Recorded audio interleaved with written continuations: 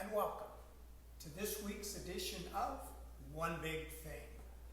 Kirk Goulding here, and today's One Big Thing is headlines. Now, I took a week off to go explore the Willamette Valley in Oregon and check out their wonderful wines, and the world loses its sanity.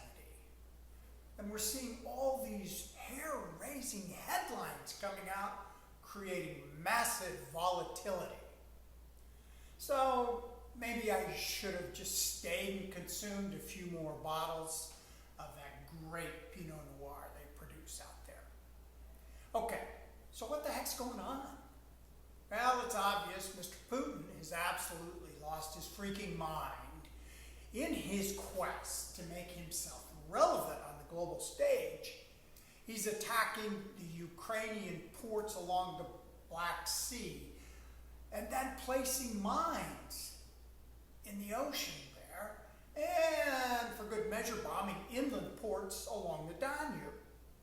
Nothing like making food a weapon.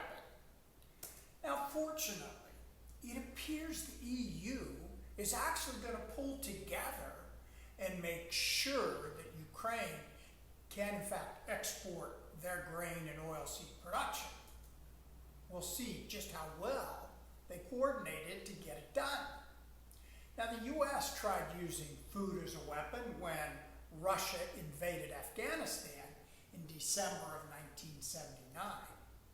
The U.S. lost its credibility as a reliable exporter of grain, and it helped the development of South American crops and made Europe go from being a buyer and importer of U.S. wheat to becoming a major global exporter.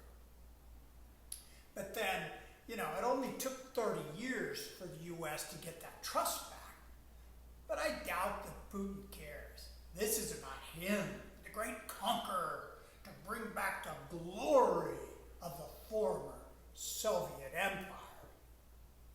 Yeah, and then we do need to talk about weather. It is and has been and will continue to be hotter than Hades in a few spots. However, we continue to get rain everywhere, just not in the big general rains that the market wants to see. Corn crop seems to be getting its moisture. It's holding together pretty good. Yeah, the good to excellent ratings are behind last year's in the 5-year average, but hey, we'll see what happens. Soybeans, well, that's a different story. We're just coming into the crucial season for them. The temperatures and moisture will need to be near perfect to compensate for the reduced acreage. So we'll see.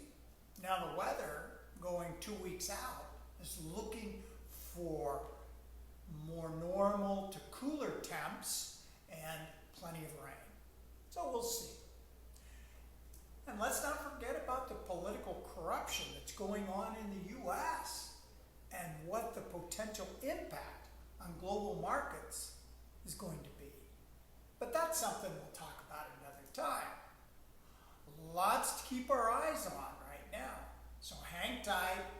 Wild ride is just beginning. So until next time, happy trading.